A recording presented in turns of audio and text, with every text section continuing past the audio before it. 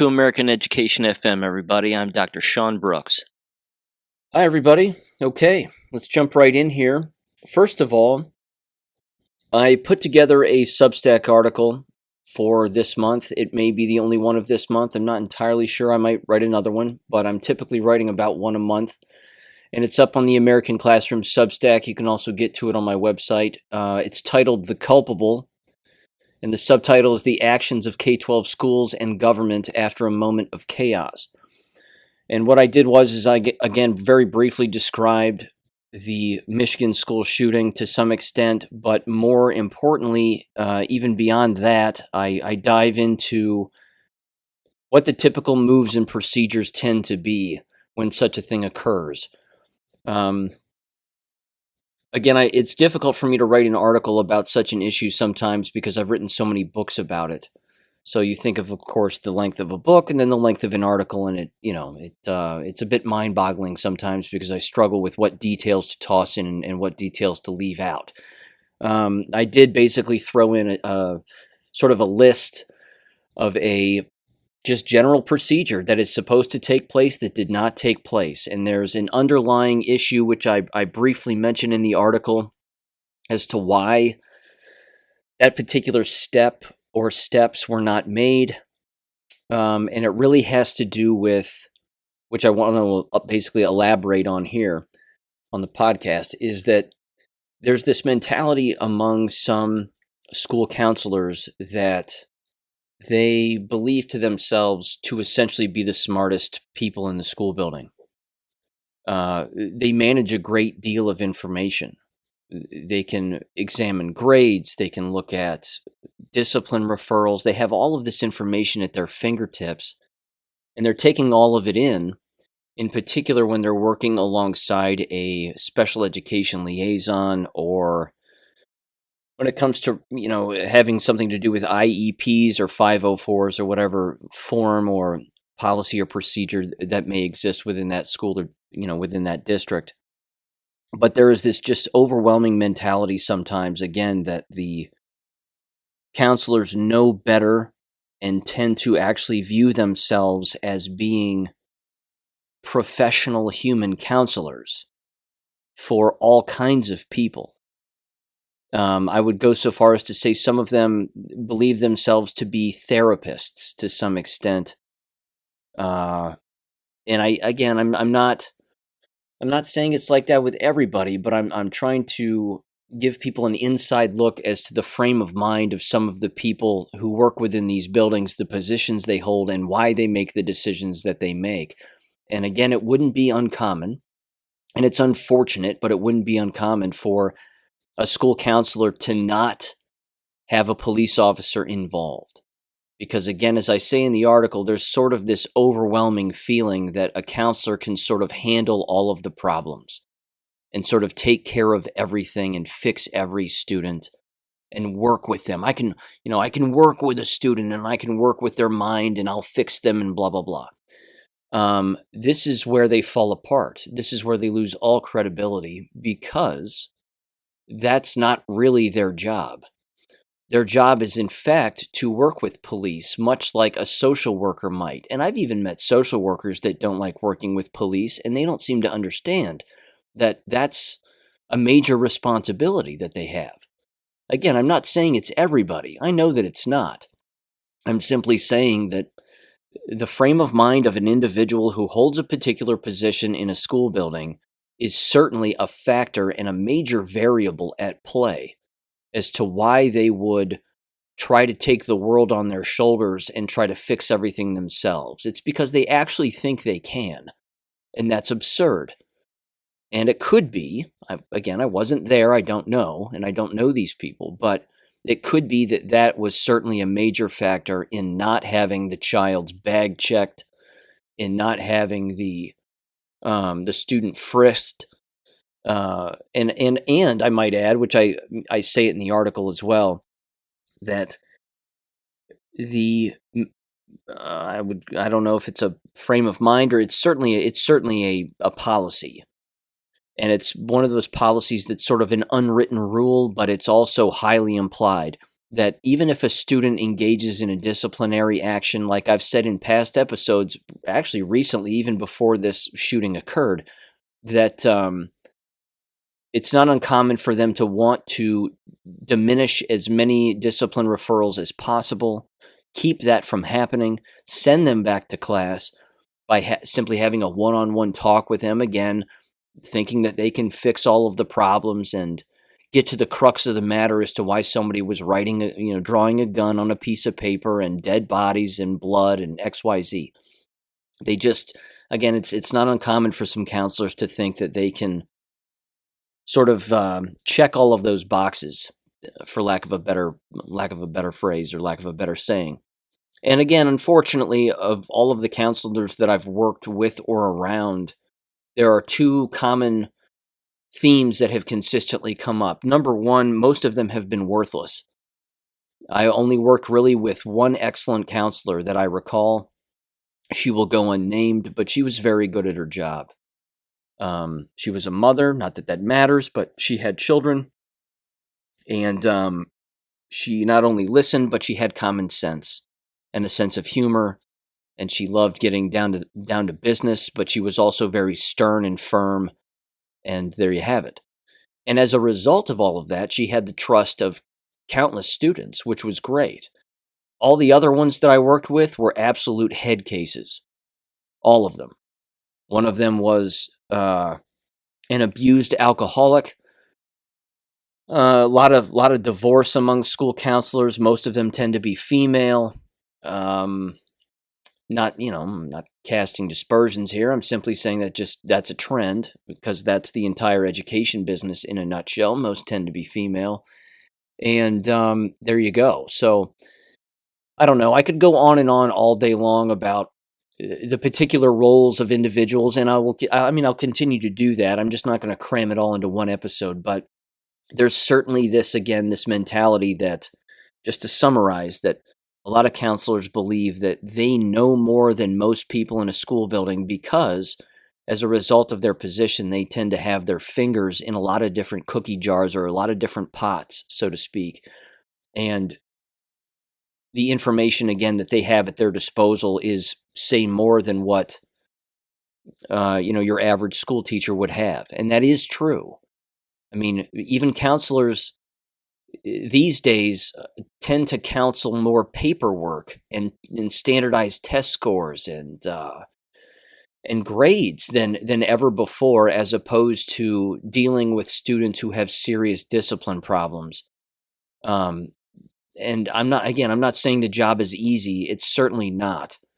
But again, if a child, it's sad, but it's such common sense. If a child is drawing the things that this student was drawing, and the internet posts that existed and the countless students who knew what was going on, you're talking about something a counselor cannot handle. It just becomes something that's completely out of their league. This is something that, again, the law has to get involved with here.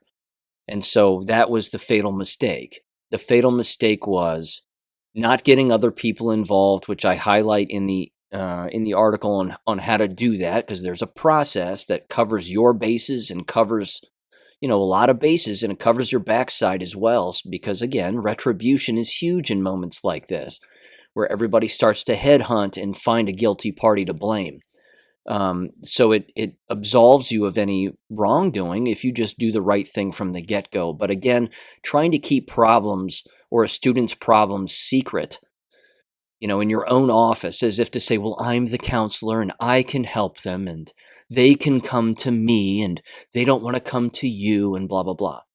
That's a level of big-headedness that is dangerous. And again, that's putting it mildly. I would also end this particular issue for the meantime by saying this, that most students detest counselors. They detest them. Counselors will introduce themselves to a school or to a certain section of a class or a population. Sometimes counselors will be assigned all students who are between the alphabetical letters of, A and N. and then everybody and another counselor will take the rest all the way with the last students who have the last letter that begins with the letter Z. So the distribution of students to counselors is done alphabetically is basically what I'm saying. That's one way that it's done. Sometimes counselors will simply follow students in a grade level all the way out of a building. So the counselor that way knows all of the students throughout their entire time within that school building, whether it be, again, 3 grades in a middle school or 4 grades in a high school. They'll go from being a freshman counselor, and then the very next year they'll be a sophomore counselor. You get what I'm saying. That happens also. But the vast majority of students, if they have an issue, everybody knows that what they do is they go to a trusted teacher. They typically don't go to a counselor. They typically don't go to an administrator if they have a problem. They typically go, again, to a trusted teacher. And not everybody goes to a trusted teacher. A lot of students are just bright enough to handle the problems on their own, or again, they have a stable home with intelligent parents, and they go home and they talk with their parents about what's going on, and the parent provides logical solutions. And sometimes the logical parents get in touch with, again, a trusted teacher. But I've worked in, the 2 buildings that I worked in, people were not comfortable going to the counselors with problems because they had a track record of, again, not solving the problem, not getting down to the crux of the issue and actually solving it. So is that a reputation that exists within American K-12 schools among counselors? Yes, it certainly is. It certainly is. So again, it's a tragic situation, that's putting it mildly. I feel terrible for everybody involved, but at the same time, we're at war here, ladies and gentlemen, and that war spills its way into the K-12 environment in a lot of different ways. And unfortunately, as I say in the article, again on my Substack, one of the ways that occurs is through bad education and bad training. And that Marxist teacher education, counselor education training is, it's just infiltrated the minds of countless individuals for a very long time. Like I said earlier, counselors actually used to counsel students to arrive at a logical conclusion, and then that would be the end of that time with that particular student. That's not the case now. Again, a lot of counselors view themselves as being full-time therapists, and they are not. So there you go. Again, I could go on for days and days about it, but I'm just going to leave it there. There's too much to break open there. But I'll get into, again, numerous parts of it as time goes on, I'm certain. So again, check out the article titled "The Culpable" at the American Classroom.substack.com. You can also get to it through my website if you're interested in checking it out, sharing it, doing whatever you want to do with it. So there you go. A couple of articles certainly that I want to read. Certainly one audio clip I'd like to play. A lot of jab stuff too, as you might imagine. It's not going away. It's not going to go away. The first thing is this Chicago public school bathroom policy. And I don't know if I brought this up in the past. Again, I can't believe we're still talking about the bathroom nonsense and the gender fluid bathrooms. That is still a thing and still going on. But honest to God, these people and these just demons cannot help themselves here. I mean, they're showing us that they're pedophiles. They're showing us again that they don't care about the safety of children.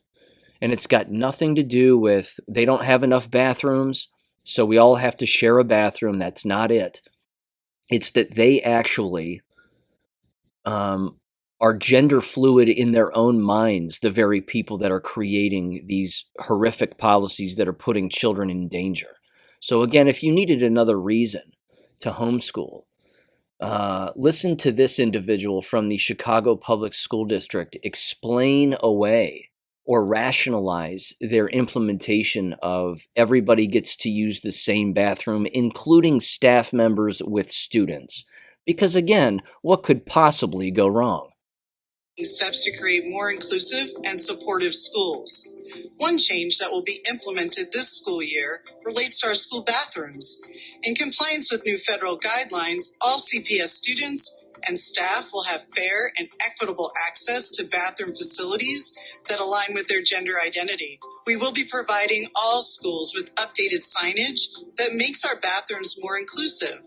It will identify the fixtures available in each restroom and make it clear that all restrooms are open for use by anyone who feels comfortable. Staff will continue to have staff-only restrooms available to them. This is an incredibly important step to increase gender equity for all, which is why we will be requiring all schools to post this signage by December 1st of this school year. Our district's Office of Student Protections and Title IX is also working on a long-term plan to create more permanent signage for our bathrooms. I encourage you to visit our website at cps.edu/OSP to learn more about our comprehensive approach to creating more inclusive, equitable, and safe schools. If you have any questions, you can email us at osp@cps.edu. We look forward to having a safe and successful school year at every school in every neighborhood across Chicago. Thank you. Safety across every school in every neighborhood in Chicago. There's a billboard you'll never read. I mean, seriously, there's something you'll never hear. You know what I think of when I think of Chicago? Safety. No, this is absurd. That's, again, this is horrible. Men's plus bathrooms, women's plus restrooms. This restroom has both urinals and stalls. All who feel comfortable are welcome to use this restroom. This is part of their signage.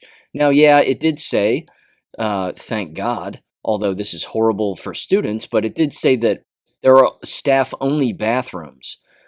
But their own signage, again, is just awful. And what federal guideline? Again, not a law, so we know that anything that the government says, these robots will implement. But what federal guideline states that they have to do this in their school building? There isn't one, ladies and gentlemen. And again, if there is one, it's a suggestion because it can't be a law. But again, these leftist whack jobs love this kind of stuff because it's pedophilia, and it's right up their alley. They just love it. They absolutely love it. They haven't learned. And it's a school, so, wrap your head around that one. Seems a bit ironic, does it not? Okay. Moving on, here's the next article that I wanted to bring up, and certainly a continuing theme that's taking place. This comes from Yahoo, of all places, but the title is awfully telling, and I think we can read through the lines here because we're a smart bunch. It says, Minnesota School District extends winter break over staffing issues. Tennessee universities can no longer require masks or COVID-19 vaccines. Well, a Minnesota school district is extending their winter break, over staffing issues. Well, I wonder what the issue could possibly be. In the bitter cold of Minnesota, where your staff members are double and triple jabbed. And they're still wearing masks, I'm sure. So they're depriving themselves of oxygen. I wonder what it could be. Oh, I wonder. And the Tennessee University, again, I believe at least one of them is the University of Tennessee in Knoxville, has now said you don't have to wear masks anymore, and there's no more vaccination requirement. Well, isn't that interesting? And isn't that a little too late? Isn't that just a little too late? Because, again, I'm sure the vast majority of the individuals attending were wearing masks for a very long time, certainly a year and a half now, and are probably double or triple jabbed because they were told they had to be. But oops, now all of a sudden you don't have to be. You see, this is toothpaste you cannot put back in the tube. You just can't. You can't pick this mercury up with a fork. Once it's out there, the damage is already done. So again, of all of the articles that I've read about these jabs, there are things that can be done, as I've even brought up on the podcast before, that can help an individual rid themselves of the graphene oxide that exists in all of the jabs. What you can't rid yourself of is the messenger RNA. That's permanent.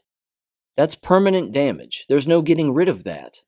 Other than, again, crossing your fingers and praying that you didn't actually receive one of the real doses and that you got a placebo. But again, there's no way a person would know that unless, of course, well, there's just no way. Even a D-dimer test might not read what's actually going on within a person's body. So, yeah. But again, they can try to hide. They can try to hide their ill policies, and again, their water main breaks, as I said in the past, or, well, we had an electrical outage, so we had to close school for a week, and, oh, we're going to take an early winter break because staff shortages. No, your staff is falling ill, and some of them are dying. But as we also know, the word manipulation with the deaths that are related to the jabs are things like, oh, they died of cancer, or oh, they had a heart attack, or oh, they had a stroke, or they died of a quote-unquote sudden illness, or, bout with a short illness. Again, the word manipulation is so key in war because it's used by the enemy on a constant basis. And if you can't pick up on the trends of that word usage, you're going to be lost. You're just not going to be able to see the landscape for what's really going on. So again, that's one of the reasons why I consistently bring it up on this podcast, because it has to be brought up. And the word usage changes. I mentioned this earlier as well. A number of episodes ago, it was probably even 6 months ago. At least 6 months ago, that's when the enemy started to use the word jab. See, we've been using the word jab, the good guys. We've been using the word jab for a long time, since the start, because we know that this isn't a vaccine. So we started using the word jab. Dr. Dave Jand on his radio show, again, used the word jab for a very long time. I've been saying jab since the beginning as well. But it was about 6 months ago when the bad guys like Boris Johnson and a bunch of other people started to use the word jab. Well, just go out and get your jab. Now, if you go out and get your jab, everything's going to be okay. Just go get your jab. And they just kept saying it over and over and over again because they knew what we knew. And they know what we know. So, yeah, jab's our word. You don't get to steal that. That's our word. This next article, again, excellent academic paper here. It comes from two individuals who are associated with the University of London, Queen Mary. It's researchgate.net. It's titled, Latest Statistics on England Mortality Data Suggest Systemic Miscategorization of Vaccine Status and Uncertain Effectiveness of COVID-19 Vaccine. And it's dated this month. So again, in the Book of Common Sense, that's where this article exists.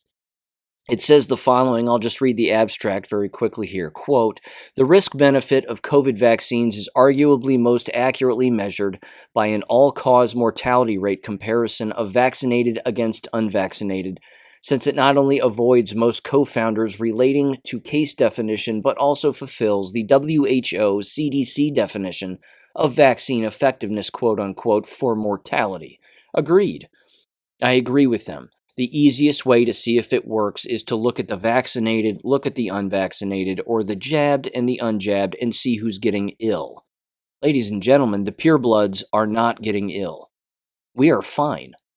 Isn't that funny how that works? It continues, quote, we examined the latest UK ONS vaccine mortality surveillance report, which provides the necessary information to monitor this crucial comparison over time. At first glance, the ONS data suggests in each of the older age groups, all-causes mortality is lower in the vaccinated than the unvaccinated. Despite this apparent evidence to support vaccine effectiveness, at least for the older age groups, on closer inspection of this data, this conclusion is cast into doubt because of a range of fundamental inconsistencies and anomalies in the data. Whatever the explanations for the observed data, it is clear that it is both unreliable and misleading. While socio-demographical and behavioral differences between vaccinated and unvaccinated have been proposed as possible explanations, there is no evidence to support any of these. By Occam's razor, we believe the most likely explanations are systemic miscategorizations of deaths between the different categories of unvaccinated and vaccinated, delayed or non-reporting of vaccinations, systemic underestimation of the proportion of unvaccinated and or incorrect population selection for COVID deaths. In summary, fraud. That's it. The reason that these reporting systems are not accurate, even though they're not accurate, they still can't hide the deaths of the vaccinated. They still can't hide it because the numbers are too high. And it's been said a million times about VAERS that it's only reporting 1% of all of the cases. And of course, we know that the vast majority of doctors, even though they're supposed to, they don't, are not adding the jab ill effects among the jabbed within the VAERS database. And the VAERS database is only one database. There are a number of them. So there you go. Not good. And again, this is too big to hide. And they keep trying to hide it, but they're not getting any better at it. And they're not going to get any better at it. It's just going to continue to become more and more obvious. Now, this next piece of audio I want to play comes from an English funeral director by the name of John O'Looney. And you've probably heard him before. He's certainly made the rounds a while back regarding the number of deaths that he was seeing within his funeral home and how the vast majority of them had been jabbed. So this particular audio clip is relatively recent. And again, this is him talking for about 7 minutes as to what he's receiving, along with him reaching out to the UK health minister and trying to get a response. And of course, they haven't responded in typical fashion. So I'm going to play this. Go ahead and get comfortable. Again, it's about 7 minutes long, but it's an excellent audio.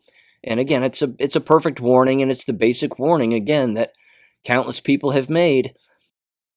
You know, only a completely asleep human being would have to not know that this is going on and that this actually exists. Hi guys, so just a quick update from me. For those of you who don't know me, my name's John. I'm a funeral director based in Milton Keynes. I run a funeral home called Milton Keynes Family Funeral Services, and a quick search online for that will find me and verify who I am. So many of you will know me, so I'll just give you an update as to where we are at this time, and it is the 6th of December. 2021. So what we're seeing is an unnaturally large number of deaths due to heart attack, stroke, aneurysm, and these are all as a direct result of thrombosis, embolisms in the lungs, the legs, various places that's causing these deaths. And these are well documented by the local coroners. These are well documented, across the country. Nobody seems to be concerned by the alarming rise in them. I used to see a blood clot very, very rarely, and now I see more this year than I have in the previous 14, to give you an idea. I've written to the Chief Coroner of England. He isn't concerned. I've had no response for weeks and weeks, and then I had an email from his secretary saying he's not interested.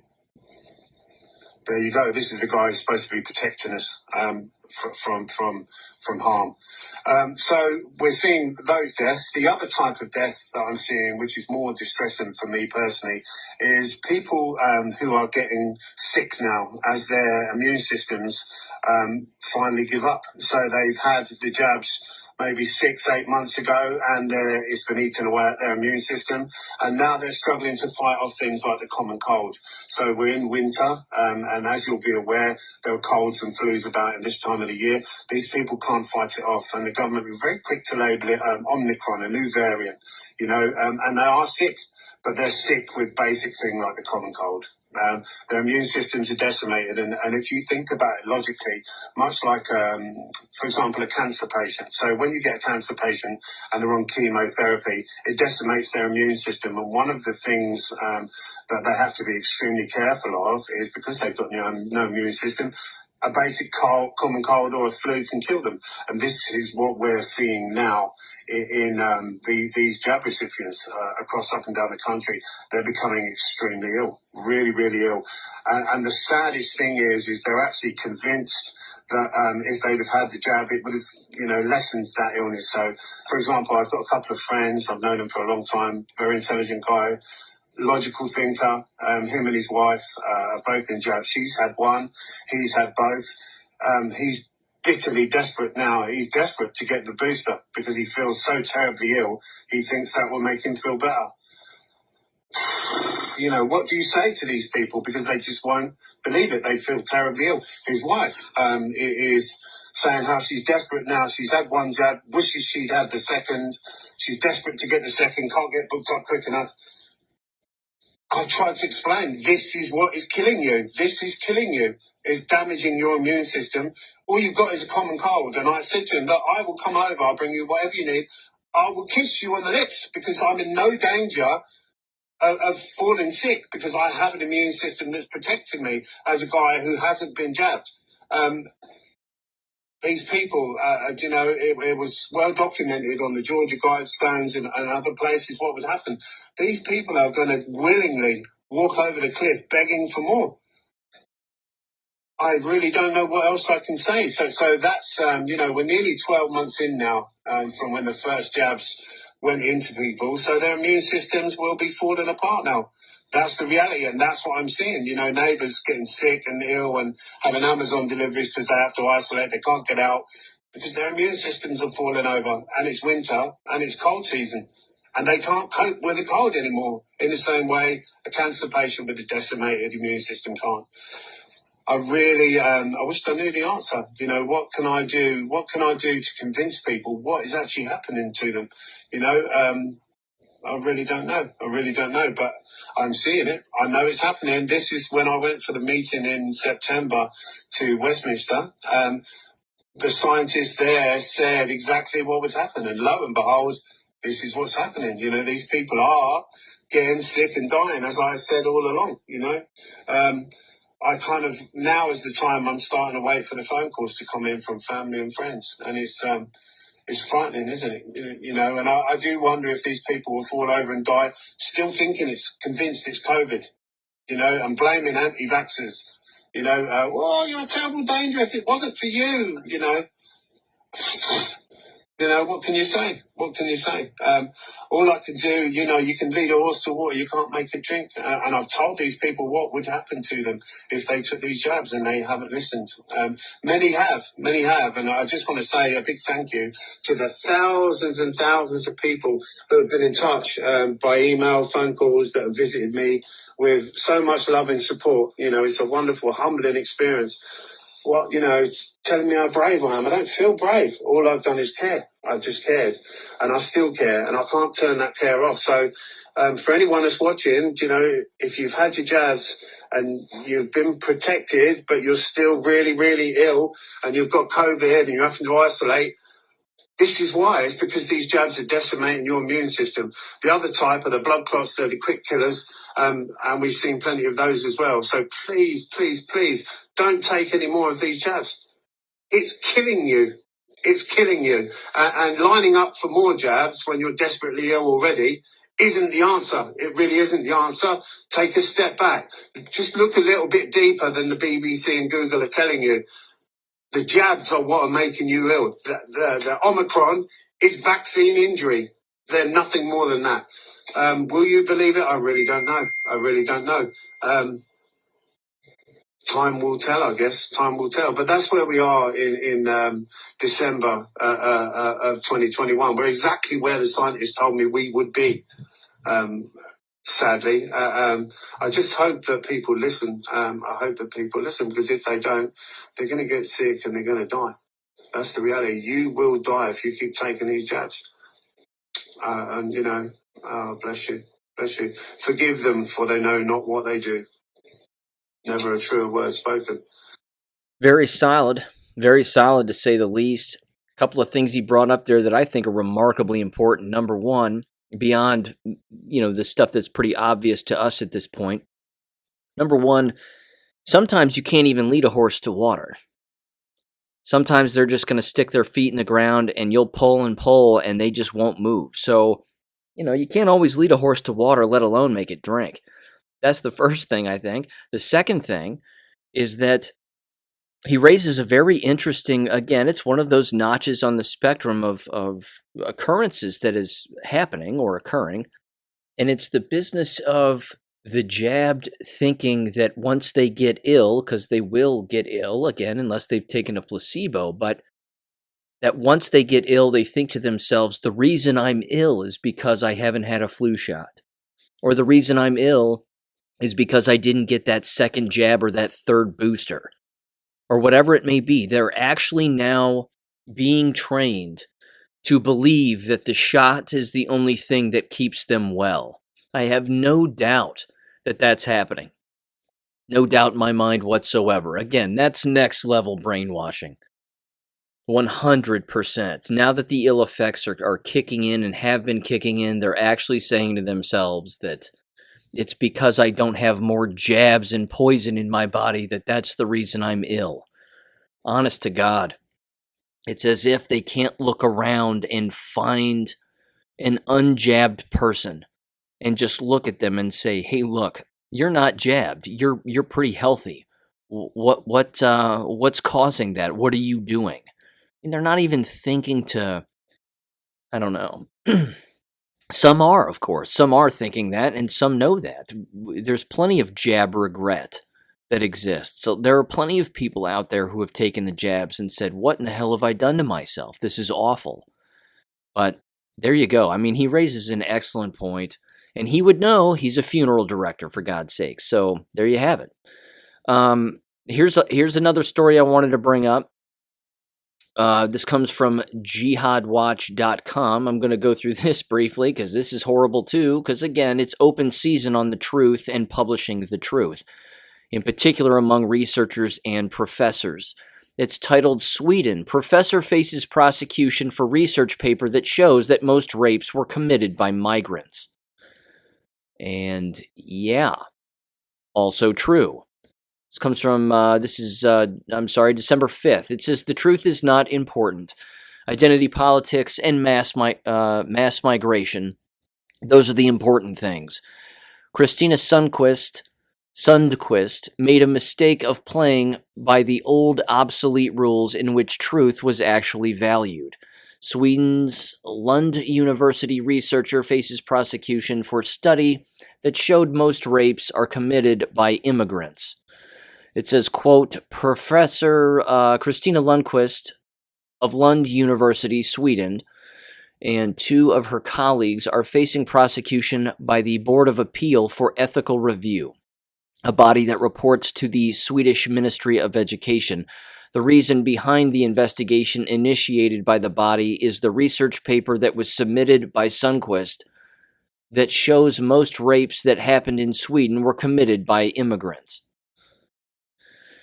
It's just, I gotta tell you what, how much more proof do we need that all of these institutions and, again, research review boards and publications are bought, sold, and absolutely corrupt beyond repair? This just can't define it any clearer. This poor woman is researching the truth and now is facing possible prosecution. Awful. Absolutely awful. It says the following too, quote, the body would not investigate whether Sundquist and the co-author of the paper, Professor Ardvan Kashnad, no chance on that one, were given ethical license, quote unquote, to handle, quote, sensitive data on the ethnicity of the criminals accused of rape in the country.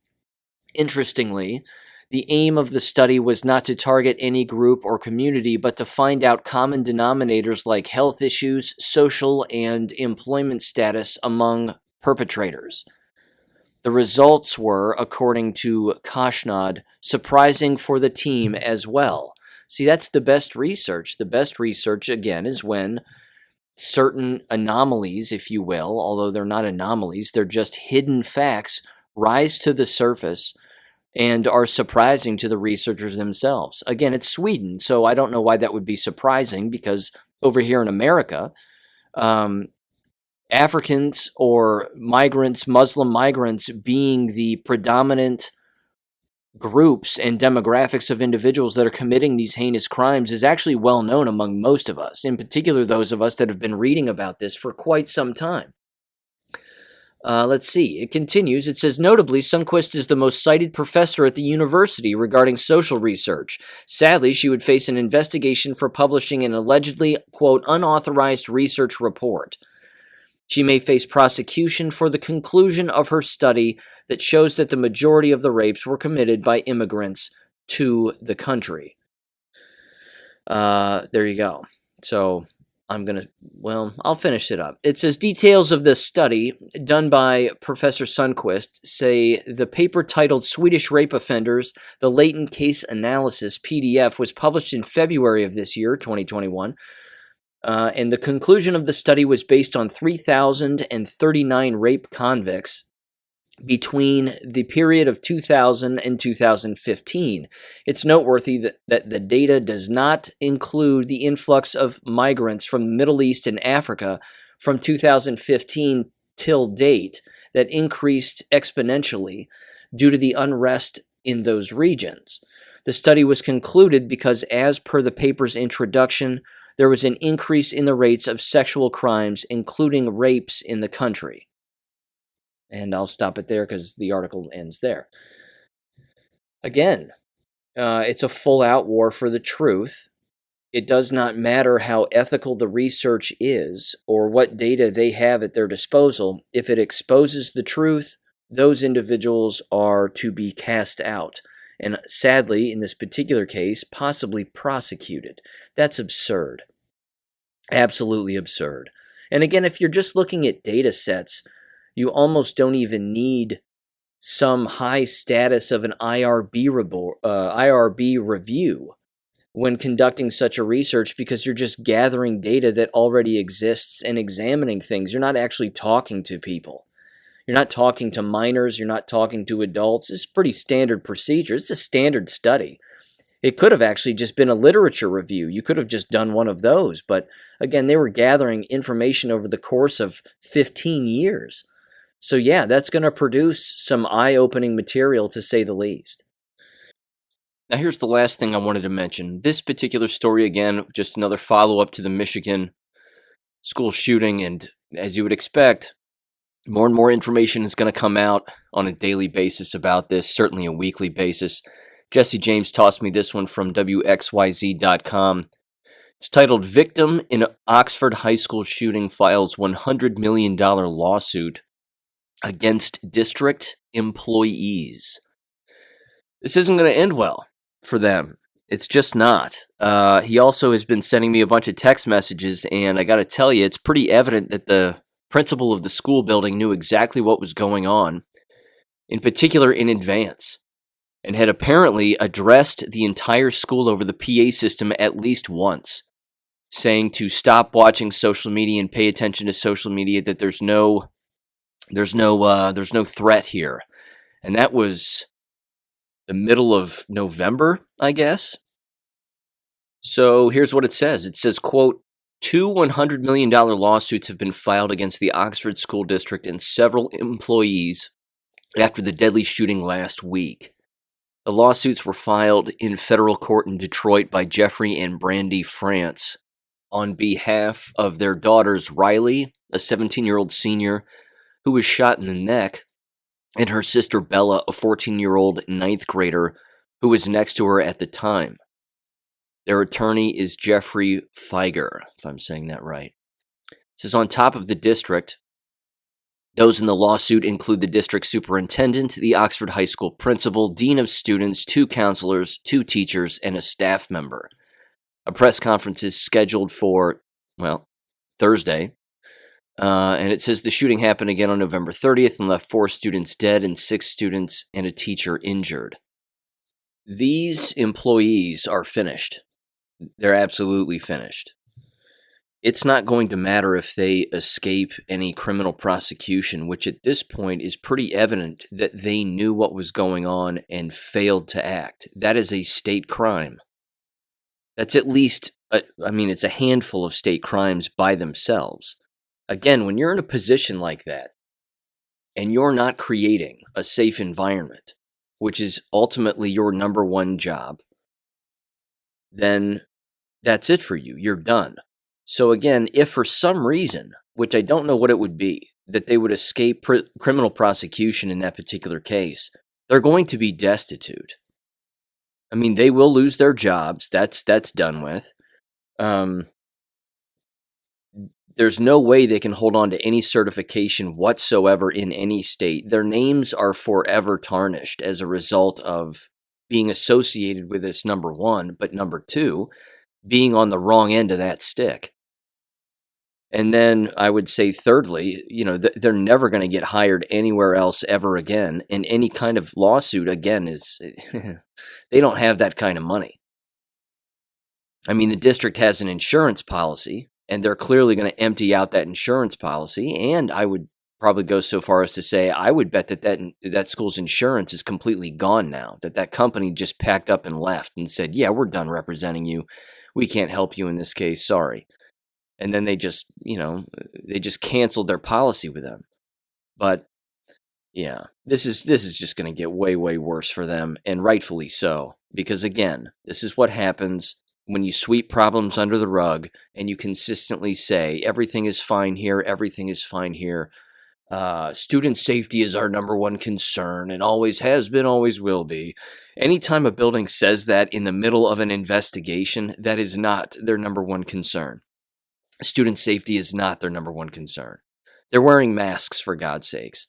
So we know that student safety is not their number one concern. But this is just awful, and yeah. But justice will prevail, I'm certain of it. So with all that said, ladies and gentlemen, have a great weekend, and I'll catch you on Monday. Thank you for listening to American Education FM. Make sure and check out AmericanEducationFM.com for more information. Take care and God bless.